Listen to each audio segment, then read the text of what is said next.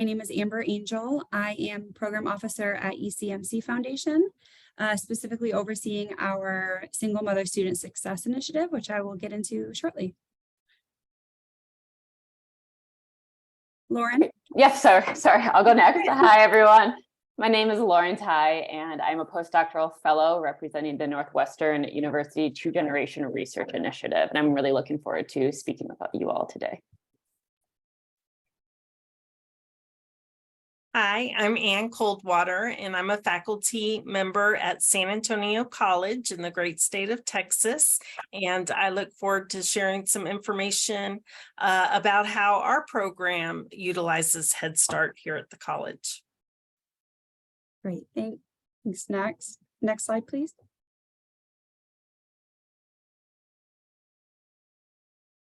So just wanted to give you guys all a chance to see kind of what you're in for in the next hour or so. Really just going to give you an overview quickly of ECMC Foundation and specifically the initiative as well. And then we'll go into some data from the Northwestern University 2Gen Lab and the college model, like we said. And then I'd like to take some time to specifically talk about a project, one of the newest grantees in the Single Mother Student Success Initiative called Kids on Campus that is partnershiped with ACCT, the Association for Community College Trustees, and National Head Start. And then leave some time for questions for you all. And feel free to please put your questions in the chat as you have them as well. And we will get to them as we can. Thanks so much. Next slide. So for those of you that joined this morning, you may have heard from my senior program director, Jennifer Zeisler, talking about ECMC Foundation. But for those of you who might be didn't and or need a refresher, ECMC Foundation is a national post-secondary funder with the mission to improve higher education for career success among underserved populations. Many individuals, especially students of color, low-income students, first-gen, and adult learners really face a lot of systemic barriers in getting their post-secondary certificates and degrees, which really impairs their ability to get secure jobs with family-sustaining wages. And ECMC's foundation's work is really rooted in addressing those challenges. Our vision is for all learners to unlock their fullest potential. This idea that has innate ability to unlock full potential no matter what educational career pathways that they seek. We know that I believe personally that education is the greatest disruptor of poverty. I am a walking lived example of this, and it was for having support in place at institutions that allowed me to be here today with you all.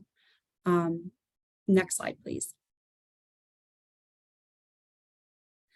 Okay, so this is a lot of words. I'll not read them all to you.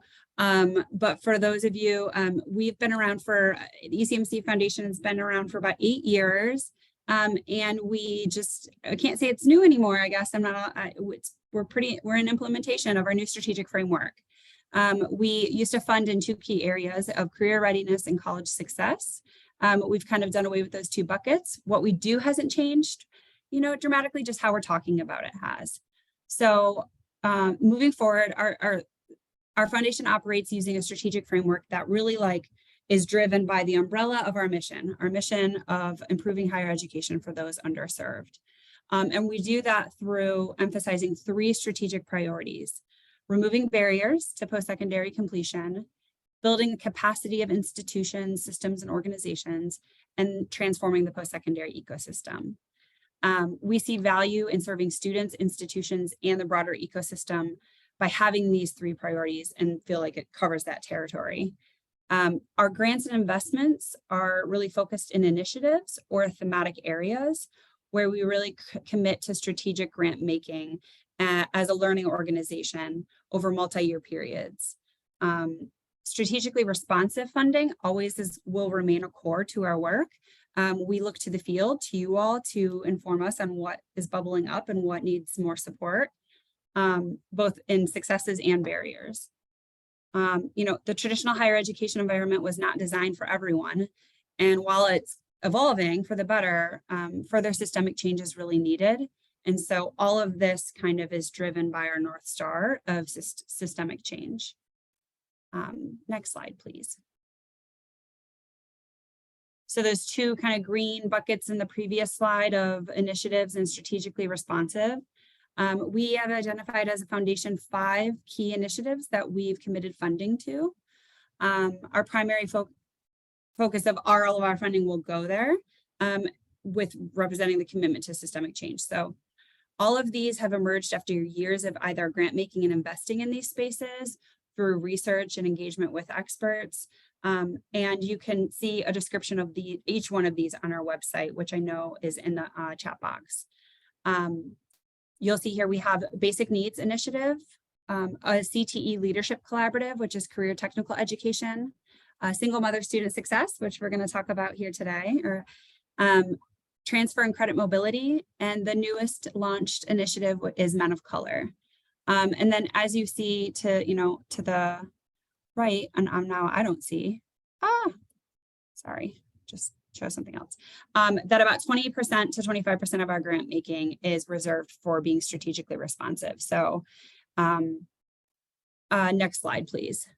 When you're thinking of the work that you're doing and you're interested in the ECMC Foundation, but you're not quite sure, that's something we are open to if it's not fitting into those buckets. So Single Mother Student Success Initiative. So it's based on everything that I've already talked about. It's an initiative. It follows our mission. It follows falling into those 3 strategic priorities. Additionally, we've really set a goal for each initiative, and they all maybe look different. For Single Mother Student Success, I don't have it on here. This is just a little bit of what some of our grantee partners have done, is the commitment and the drive and the North Star of increasing single mothers' degree attainment to 25% within 6 years of enrolling.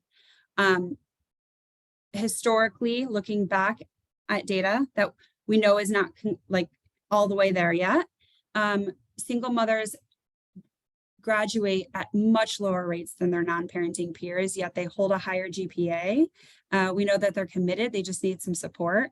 And so when we launched this initiative and we said we're going to invest this amount over the next 5 years, committed to this work, the percentage of single mothers who enrolled in college and received a certificate or a degree from 6 years of enrolling was at 16%. So our goal was to double that within the next 6 years. And so that's really been our North Star. Next slide, please.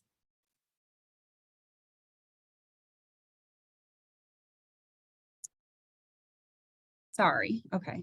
And then I'm kidding.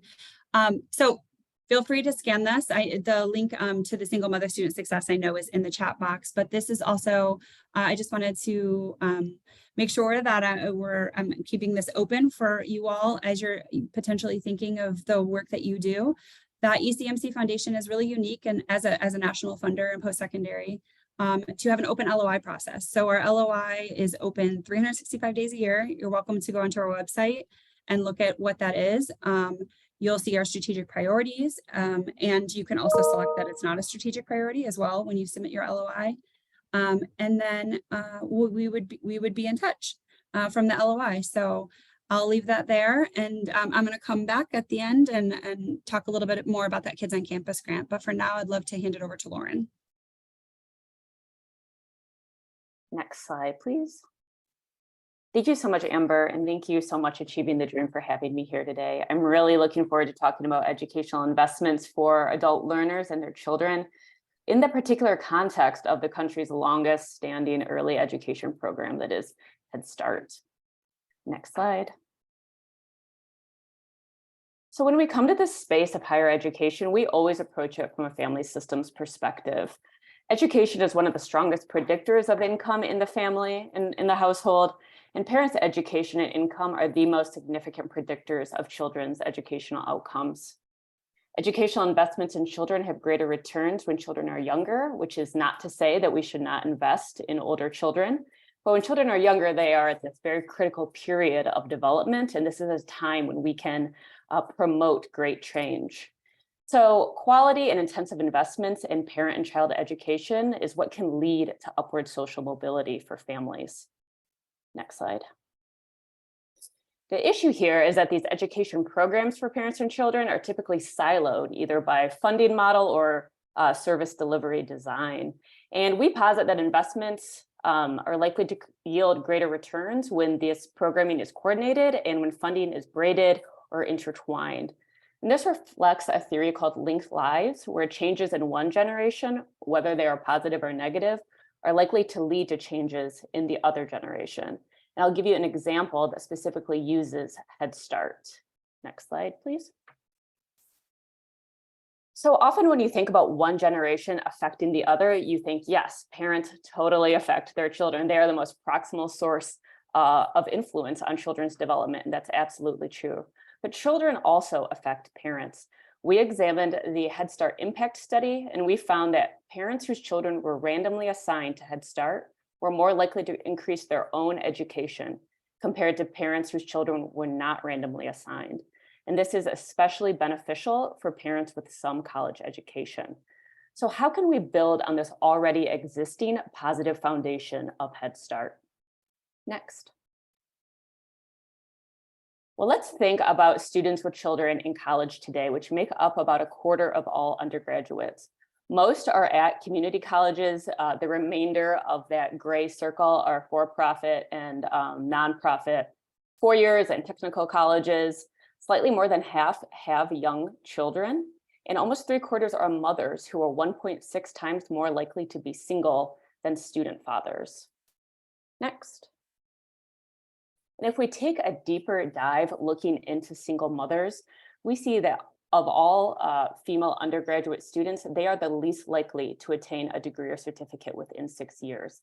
And this is not because of lack of motivation, lack of trying, or any individual deficit. It's because single mothers face numerous barriers to success, which reflects our country's systems of privilege and oppression. Next slide. So when we think about parents in college, we really want to think of children as a motivator, not a barrier to success. Student parents are very motivated to improve their education on the behalf of their child and their family's future. Next. So here is a quote that we have from one of our student parents that we've worked with, and we'll hear what they have to say. Looking at my kids each and every day, that's what keeps me going. I look at them and I see me when I was a kid, and I don't want them to ever go through what I went through. We're going to own our own house. My kids are going to be able to have friends over, sleepovers, without having us worried about getting robbed or, anything like that. That's why I keep doing these programs. And this student parent is not alone. We have many quotes like this in our work on student parents. Next. So again, children are not a barrier, but care for children that is accessible, that is high quality, that is affordable, that is available, that is really a huge issue for student parents, in addition to other concerns, rising tuition costs, mental health issues, housing, food, and basic needs insecurity. And again, these barriers are exacerbated for single student mothers. Next. So Head Start is a logical platform in addressing this huge childcare barrier. Head Start is the original 2-generation program. They were one of the first to look at families comprehensively, at both parents and children at the same time. It's an institution that offers a safe and trusting environment that can give parents the ability to then focus on themselves. And it eases logistical burdens for parents. They can drop their kids off for full day care, knowing that they are going to be safe at the end of the day. And it also can double their social connection. You're able to draw from your Head Start community as well as your community college community. You have all of this social connection. Next. So we had one student parent say, it is of great opportunity and peace of mind that we have the children here at Head Start. And we've been working with student parents for over a decade, and when they feel their children are safe, thriving, and learning, they can then focus on their own education and career advancement for the betterment of themselves and for their families. Next. So simply, the community college Head Start model, it makes a lot of sense. Community college students are increasingly similar to Head Start students. Nearly half of college students with young children meet the income eligibility requirements for Head Start, which is about 100 to 130% of the federal poverty line. 750,000 parents in Head Start seek higher education. If we go to the next slide, we'll do a deeper dive into the educational needs of Head Start parents. You can see our largest group here, 45% of Head Start parents have a high school degree or a GED. And parents in this group are very motivated to keep advancing their education and go on. Next. So here's our theory of change for this type of model. And I don't want to get too into the weeds, but parents and children are on their own educational trajectory, and they each have positive short and long-term outcomes. Really what I want you to pay attention to here are these up and down arrows and these arrows that cross each other. At each step of this model, each point of the trajectory, parents and children are showing positive change for themselves and positively influencing, mutually reinforcing change in the other generation. The family is a unit, and we should think of it and treat it as such in our work. Next slide. So what does the research evidence tell us what happens when you combine community college and Head Start?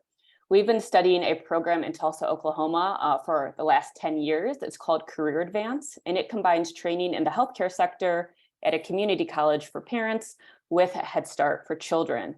And in this case, this was a highly coordinated program. It was not co-located, but it provided comprehensive family supports, including free tuition, financial incentives, coaching, peer groups and peer supports, along with all the things that you get from being in Head Start. And this is what we call a quasi-experimental research design. So we had about 150 families who received Career Advance and Head Start. And then we had a comparison group of families who were demographically similar, but they only received Head Start. So they didn't get this additional community college Career Advance component. And I'll walk through some of the differences between these two groups after 1 year. Next. So parents in the Career Advance program demonstrated higher levels of education, greater employment in the healthcare sector, stronger career identity, less material hardship and financial worry just after 1 year. Next. And I think this chart just shows the impact that these types of programs can have. So this dark blue bar, this is our Career Advance group. And after 1 year, 61% of Career Advance parents were able to achieve a certificate. And this is compared to the light blue bar, our comparison group, whereas only 4% of parents were able to achieve a certificate in the same amount of time. And I want just to clarify that parents across both groups were very motivated to improve their education, particularly in the healthcare sector. It's just that one group got this additional training and they got a program that addressed barriers for student parents. Next. We also see differences outside of education and employment. We think of families as a holistically.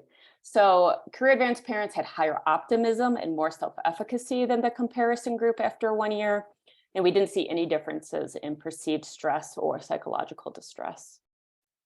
Next. We also see some differences for children. So children of parents in the Career Advance program had higher rates of Head Start attendance and lower rates of chronic absence. And this makes sense. When the parent has to go to school, the child is also going to school, particularly when you have a program that makes it as easy as possible for you. Next. So this tells us an incredible story of what happens when you combine community college and Head Start for these 300 families. But what about the greater benefit to society? So my colleague at Northwestern, Therese Sommer, conducted a cost-benefit analysis of this type of model. It was a career pathway training program in a variety of sectors, not just healthcare, and it was paired with Head Start. And she performed a conservative estimate, just looking at parents' earnings over time. You can see from this graphic that the program will break even at 5 years, but will have 8 times the return on investment 10 years after parents receive their credential or their degree. Next. So in summary, I'll just go briefly go over all of the findings one more time. Head Start alone has many, many benefits for children's development. There's lots of literature out there that says that. Our research also showed that there was benefits for college entrance for parents. But adding this targeted higher education program is really what helped families go to the next level. We saw benefits to student parents' education, employment, and psychological well-being, as well as children's school attendance above and beyond what they were already getting from Head Start. Again, this is not only good for student parents, their children, and their families, but society as a whole, showing a high return on investment in the long term. And with that, I will turn it over to Anne. Okay.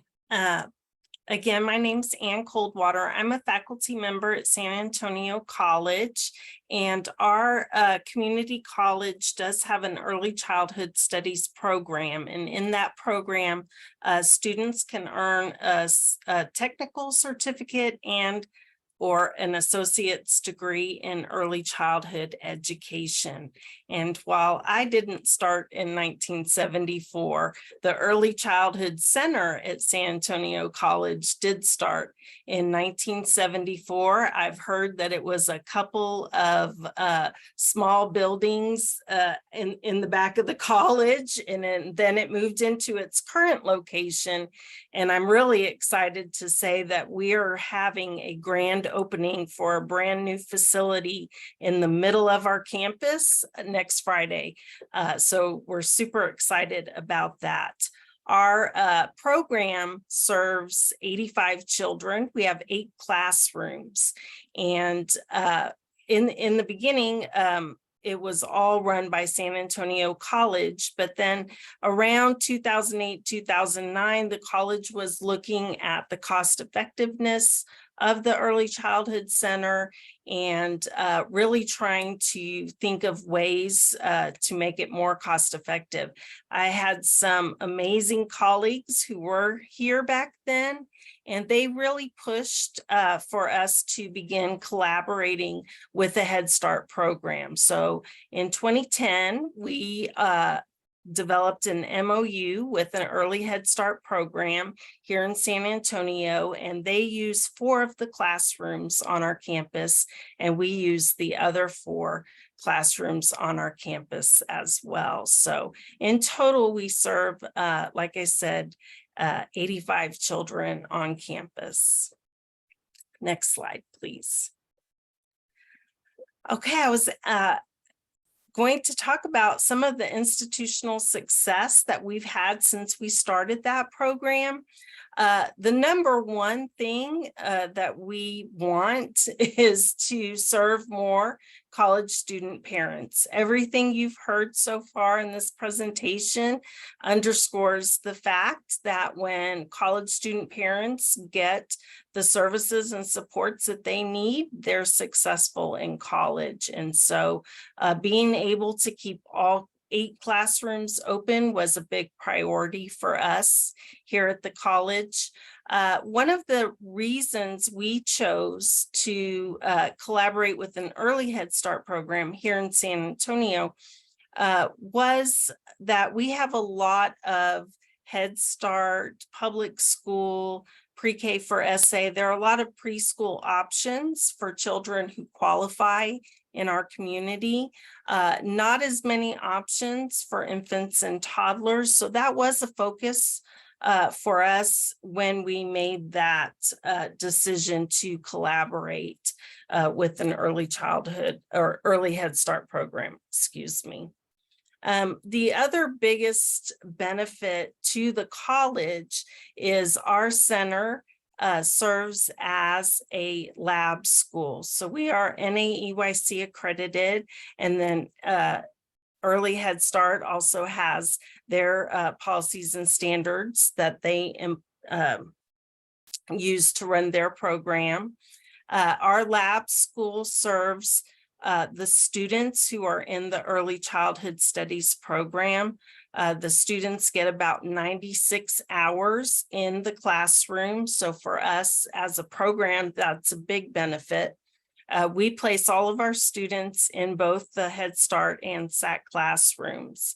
We also have many opportunities for other college students to do work in the lab school. So we work with the psychology department, with the nursing program. We have lots of events. We have a Micronauts program on our campus that really looks to work with STEAM activities for young children. We also serve as a research site for some of the universities in our area. So that's something that we're very proud of. We also we're very intentional about wanting to collaborate with Head Start in our community because we wanted to role model what programs can do when they work together. And we here at this program serve as a model for the different quality rating programs in San Antonio in Texas, such as Texas Rising Star and Texas School Ready. And then finally, for other early childhood programs in the community. So for us, this partnership with Head Start is so very important and critical to the functioning of our school as a lab school. I was not here when they made that MOU in 2010, but I do have colleagues who were. They mentioned it was a tedious process. It was a time-consuming process. Just looking at how the college and the Head Start program were going to iron out some of these issues, such as limited funding, performance standards, the differences between both programs, our philosophies, and then a ton of logistical information, just like what are the hours of operation? When is the college open? When is the Head Start program open? How do we get those calendars aligned? Logistical programs as well.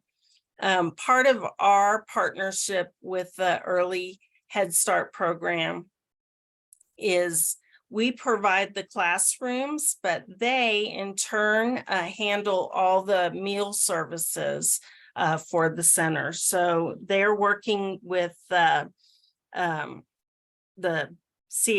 CACFP program to get the food for us. And then we cost share some of the cleaning and the utilities for both programs. And then finally, Child Find. So here at San Antonio College, both programs prioritize San Antonio College student parents. So we have rubrics that push student parents up to the top of the list so that we're serving as many of them as possible. Okay, we can switch to the next slide. Okay, I think we've covered this. Lauren did a great job talking about all of this, but student success, absolutely. We have higher persistent rates and graduation rates. When parents know that their children are cared for, they are going to participate in all the extra services that help them be successful. Excuse me, sorry. So parents will participate in study groups, tutoring, computer labs, advising, counseling, all of those services.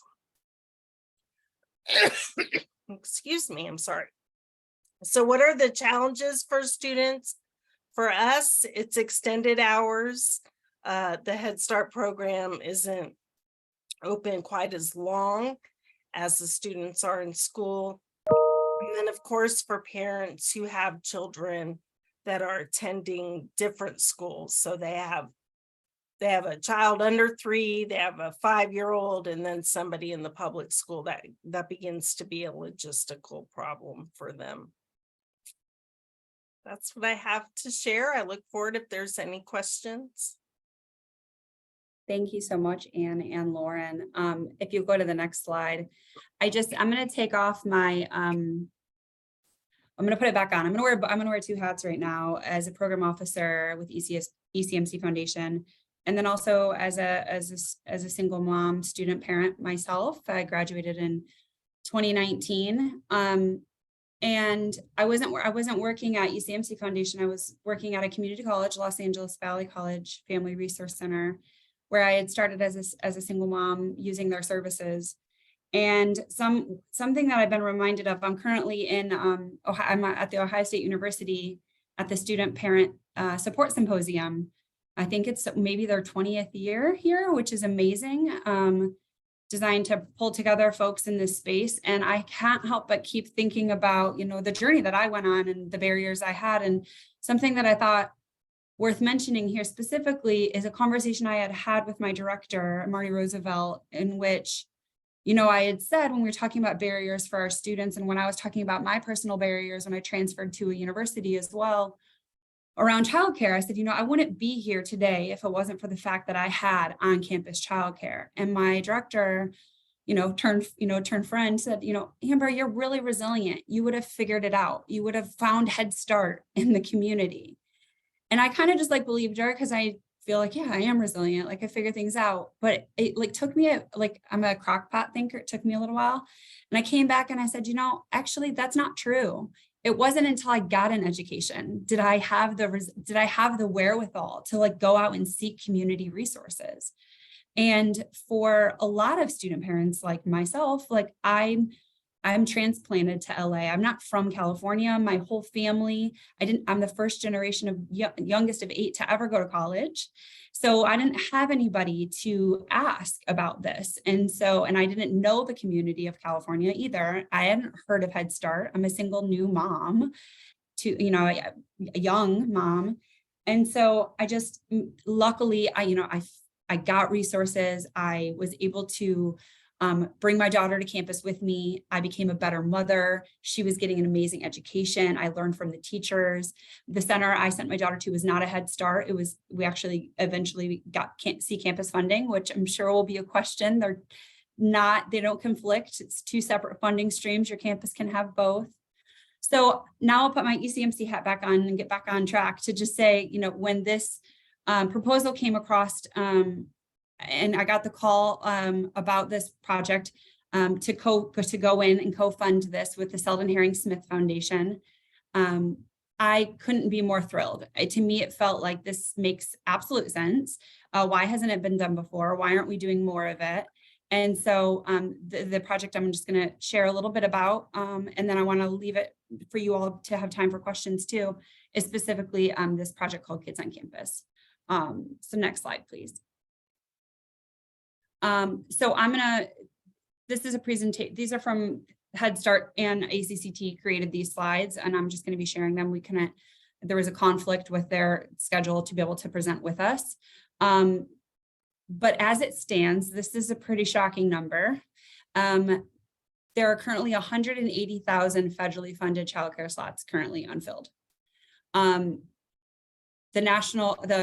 Selden Herring Smith Foundation did a civic mapping project in which they looked across and did a landscape analysis. The median distance between a Head Start and a community college is under 2 miles. But there's a lack of transportation. And there's not a lot of bus stops or transportation available. Oftentimes parents that are eligible aren't aware. I wasn't aware. I wouldn't have started college. I wouldn't have known what Head Start was. And definitely the elephant in the room is we do know that there's a workforce crisis. We do know that there's not Head Start teachers right now going into the field. The pay, all of these are barriers and issues to be worked on, that are being worked on. Next slide, please. So that's the problem, right? That's the need. We know that many childcare centers closed over COVID on community college campuses. They were either not existing. There's ones that don't exist. There was ones that had, but then the centers closed down, or colleges reallocated funding to go elsewhere, not to student parents.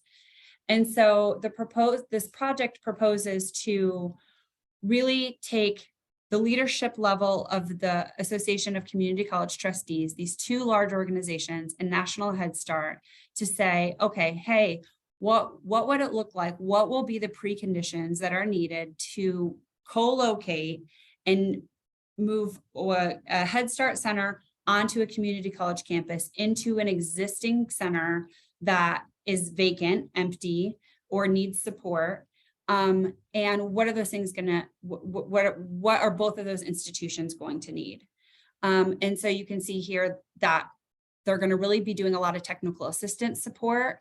They're going to help with that barrier. And you said your college, encountered long before you got there, with drafting MOUs, sampling contracts, estimating, having an idea at the end of this project. It's a 6-month planning project, currently funded to look at what is some of the estimated retrofitting costs, et cetera. And next slide. Will lead into a phase 2, which there will be more announcements about this. And at the end of this, there's a QR code for you to know how to stay involved in this project as well, if your institution is interested and or just learning more and seeing how it goes. But the implementation phase of phase 2 will look to match 50 existing Head Starts onto community college campuses, and with the goal of serving 100,000, families. Realizing I didn't have this in the slide, but I'll share some of the real, no nonsense, tangible benefits to this project and to this partnership. Are when federal funding comes down to Head Starts through their funding model, they are zoned into, when they get their licensing, they're zoned, and their zone allows them X amount of miles or X amount of space, and that fits within the community college to Head Start median distance. So Head Start centers do not need to be licensed to be able to move and relocate. So that's a benefit. A second benefit is the way that their funding model works as well, is 80% of funding is provided, and each Head Start center has to come up with 20% in kind. By having this unique partnership and having the college serve for committing to 5 years of serving as a free landlord, giving the space, that in kind will fulfill that 20% requirement. So those Head Start centers that may be struggling right now to fulfill that requirement will have that taken care of by having the space and the facilities. We know additionally that Head Start, one of the pillars of their program is to support the education and to the well-being of the parent. These are models that are built in the early care workforce for the institutions that have programs and avenues to support, early childhood majors studies. Another thing I relate to, I was an early childhood major. I did an internship at their on-campus childcare center. Realized quite quickly I did not like working with children so much, but I did like working with their parents, and I changed my major to family studies. So these are just different examples in which either we can boost up the workforce, or we can really reduce the time it takes students to figure out that maybe that's not what they want to do. Next slide. So the Kids on Campus Initiative QR code is over there on your right, which really is the ACCT, the Association for Community College Trustees, made a landing page with resources. There's a recording of the webinar that they put on together, Head Start, ACCT, Sullivan Herring Smith Foundation. And there's a newsletter box login for you to stay in touch and get information and to stay involved in that project, as well as to our ECMC Foundation newsletter to stay in touch with ECMC Foundation. And I think that's it. I am a fast talker, and there was a lot of information I know we shared. I don't know, Lauren and Anne, we can all go into see if there was any questions, or happy to stop sharing and have you all come off camera. I don't know if that's even allowed. Are we allowed to do that? Yay. Hey, there's people. Did anyone have any questions or comments or thoughts they wanted to share?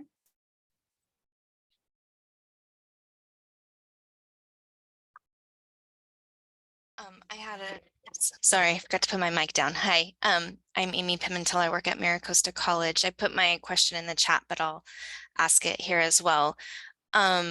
So the childcare crisis, it's well documented in our country, right? Like especially finding affordable quality care. A single mom is most likely still a single mom when she finishes her education and goes into the workplace. And workplaces also have their barriers or are not very kind to single moms either. So what work, if any, is being done with, employers that you partner with in order to make sure that those environments are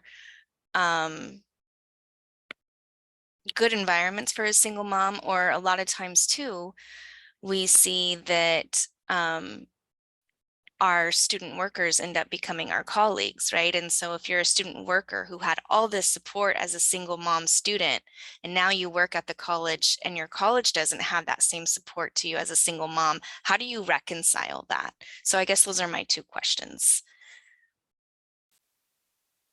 That's a really good question. I mean, I can speak from my past role at the community college and what we did there in terms of partnerships within our grant making. We're a post-secondary funder, so we're not necessarily funding employers, but our grantees work with employers on this and do a lot of kind of educating. And when I was at Los Angeles Valley College, we wrote and received a couple years of funding for a grant called Strengthening Working Families. And it came down from EDD and the California Workforce Association. And one of the things that was embedded into our programming was these were reverse engineered short-term workforce academies that we had taken from non-credit to credit alignment. And we did trainings for the employers. We did big in-services where we brought them to the college and we trained them on this idea that, hey, 51% of the participants that are going through this workforce academy are raising children in the home.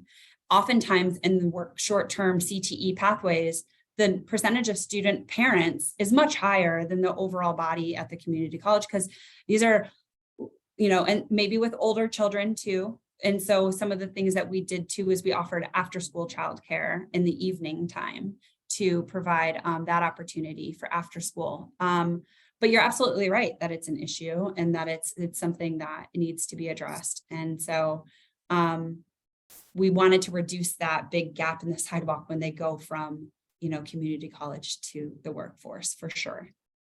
I don't know if Lauren or Ann, you have anything to add there. Well, I will say, oh, go ahead, Ann, go ahead.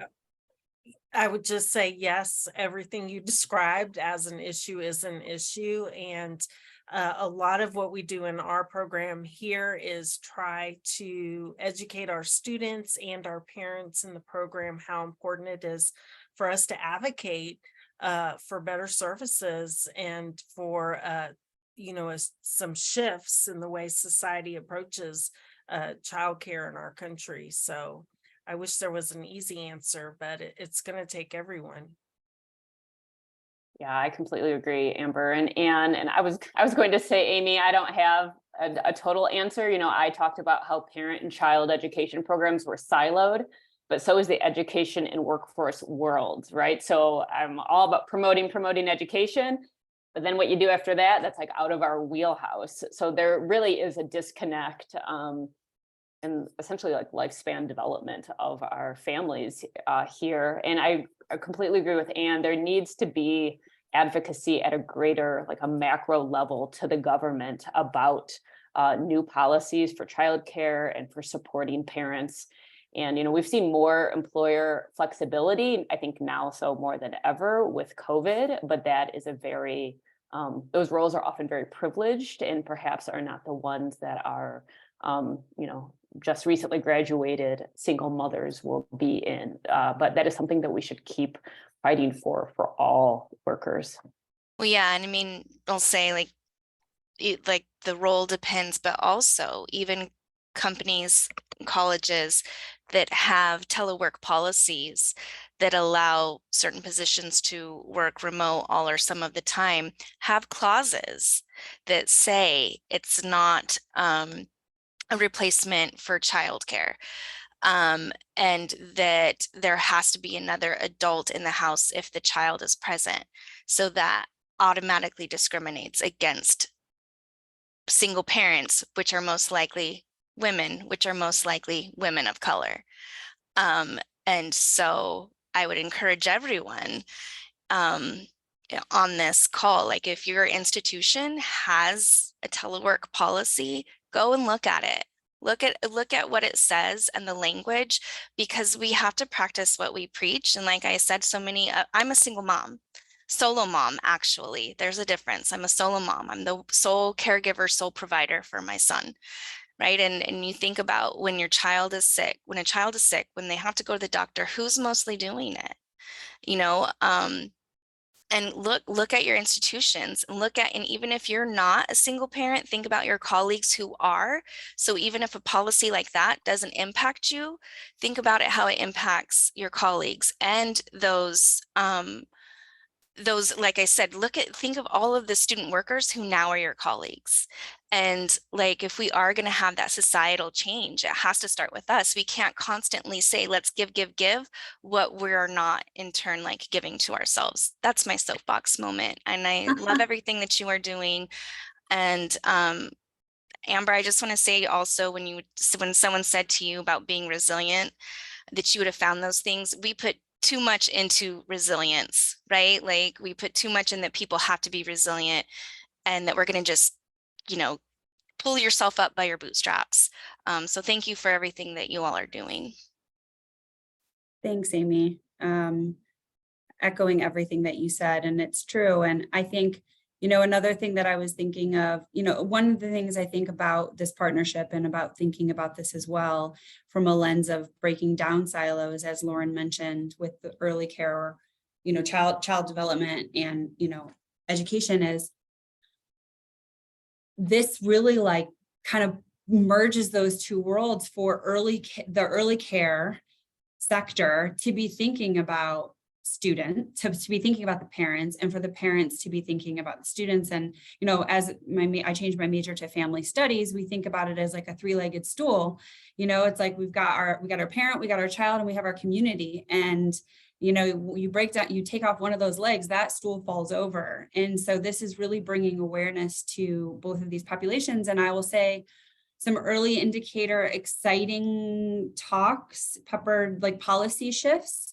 This grant when we announced this project and this grant, the Kids on Campus specifically, there was a lot of attention from the federal government, and had lots of meetings with Department of Labor, Department of Education, and the White House Office of Budget and Management.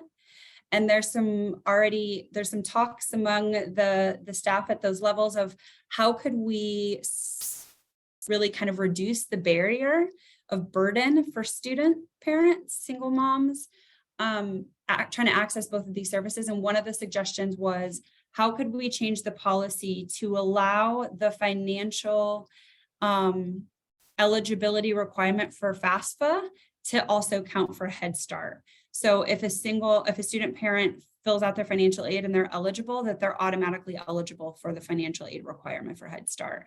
That would be huge. And so, it's and also, who knows what we're going to find out as being much larger barriers. I think I saw in the chat box, like, oh my gosh, I wouldn't even know where to start with all of the red tape. I think that saying, it's a college policy, right, is just, it's coming from a place of fear of not knowing. And so having this technical assistance and having the support is going to help reduce some of those stressors, to say, okay, well, maybe this isn't actually a hard and fast rule, and or how can we figure out a way to work around it. And so the findings from this are going to be really informative, I hope.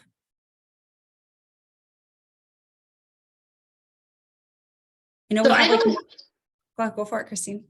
Yeah, I don't know if Dawn's question was rhetorical or not, but I feel like we could dig into that for a minute, about, where do you even start? Like, for folks who are on this call who may or may not be tied into broader initiatives, Amber, like the one that you're talking about, or, maybe thinking about their own role as a staff member, as a faculty member on their campus. Like, are there any places you would recommend folks start, especially like any kind of quick wins, or ways that folks can build momentum so they can start to take on some of these meatier issues that we're talking about? Yeah, it's a really good question. I think, like, really as a base is, do you know who your students are? Do you know who your student parents are? Do you have an idea? Back even to the workforce thing is, I don't think institutions, individuals are recognizing that they have student parents and they're choosing not to support them. I think that they just don't even know that this is like, that the 1 in 5 community college students have young children in the home. So I think a place that I started when I was at Valley College, and later we found out that 29% of students at my community college of 18,000 students were student parents. Why did I feel like I was the only one? Why was I walking around campus carrying a cooler for my breast milk and a pump and going into a bathroom stall? Why didn't I know that there was a lactation room? It's like beyond the things. And my kid was in childcare. This is now with my second daughter while I was still in school. So when I started working at the Family Resource Center and we didn't know, I just like hounded the financial aid office for as long as it took until I got that information. Financial aid is a difficult place to navigate because it's protected by FERPA, but it's also can be easily accessed, just kind of like, what is that, swiped of all their student ID numbers, but just like, give me a number. And that's how we found out. There is a question about dependency status on financial aid. It's not, inclusive of students who do not file, apply for financial aid, or dreamers, or like, it's incomplete, and it's not perfect, but it's a place to start, I think. I would emphasize that, looking at the data and knowing your student population, that's something that my college is very focused on. We start every year by taking a close look at who we're serving and how we can serve student parents better. We do a lot more than just the child care. We have an advocacy center where student parents, all students, have access to food on a daily basis, a food kitchen, clothing closets, utilities, counseling. So we're very student focused over here. We have a women's empowerment center. So I have a lot of different programs on the campus that support what we do in the early childhood center with our Head Start program and our other program, which is C-Campus funded. But I think that is right, Amber. The first step is knowing who the students are, because they're there for sure. Yes. And to everything that you just mentioned, having, and Cheryl put in the chat, like social capital is huge. Like, it's, you're already feeling isolated and you're in classes. Like, I remember being in, a math class, a remedial math class, and I was like, wow. I'm like the oldest one. I'm definitely the only parent. Like, I felt so alone. I felt like I didn't belong there. There's a lot of stigma. And so having spaces to, include, student parents, being inclusive of that. There's a lot of, you can go to Generation Hope, who's actually a grantee in ECMC Foundation, has on their website different syllabi blurbs that you can add on to syllabi to put that on your Title IX websites of your colleges to support your faculty and staff who are probably also raising children and need childcare or need these supports as well. And I appreciate you raising this, Christine, because it's definitely beyond childcare. Like, childcare was a foot in the door, but I didn't know I was going to have to come back to school and do group work. Like, a library is not meant for a 2-year-old at a community college campus. I needed additional support, right? We just opened a child center in our library, so students could bring their children with them, and there are plenty of materials and activities for children there as well. So, yes. great examples. And if you can't, obviously putting a Head Start Center or a Child Care Center on campus is a huge step, right? So if you're just getting started, Amber told us there's thousands of Head Start spots that are unfulfilled. Can you make connections with Head Start centers in your area and try to connect your students with them? Can you offer them gas cards? Can you offer them bus cards? Can you work with them to coordinate their schedules? So it's not necessarily, the only thing I can do is put a Head Start Center on my campus. There's all these little things you can do that build up the ladder to supporting student parents. It doesn't have to be all or nothing. In many communities, child care centers have closed, so the locations are there. They're not being used because of closures from COVID. So. And I saw in the chat, I'm looking for the link right now to include the syllabus guide. I actually just, prior to joining you all for this, I just left a session from Kent State University that also has a syllabus review guide for their faculty and staff with multiple examples. So I'll try to include that as well. And my computer froze. Amber, I took a stab at it. I think maybe I found it, but I'm not positive. Generation Hope did a website redesign, which has me slightly disoriented. Okay. Then I'll go ahead and put in the one from Kent College. And then I'd like to end with this because I know we've been throwing it around, and a couple times we've been saying C campus. I want to explicitly call that out and what that is for those of you who may not know. C campus is child care access means parents in school. It's the only federal funding explicitly dedicated to student parents, and only institutions can apply for it. It's under the Department of Education. And it's to support child care access means parents in school. And you can do that. An institution can apply for this funding. It's based off of the amount you receive is based off the financial aid you give out each year. And it's a 4-year funding opportunity that has just increased the percentage of funding that they have available. And so that is another opportunity and stream to look at. I don't know when the next round of funding for that will come out. But I definitely wanted to mention it that, it's not a this or that, it can be an which you have 4 classrooms. We do both programs. Yes. Yeah. So. Okay. I am. Wonderful. Well, we're going to close out in a second. So Amber, Lauren, and just really want to thank you all. Talisha, thank you for running slides, making this work in the background. And we have now a 5-minute break before we come back for a bunch of different options of breakout rooms that you can go into to discuss adult learners that have specific intersectional identities. So I hope you all will join us back in 5 minutes. Get up and stretch, do whatever you need to do. And thanks again to our speakers. Thank you all so much. Thank you. Thank you for having us. Thank you for attending.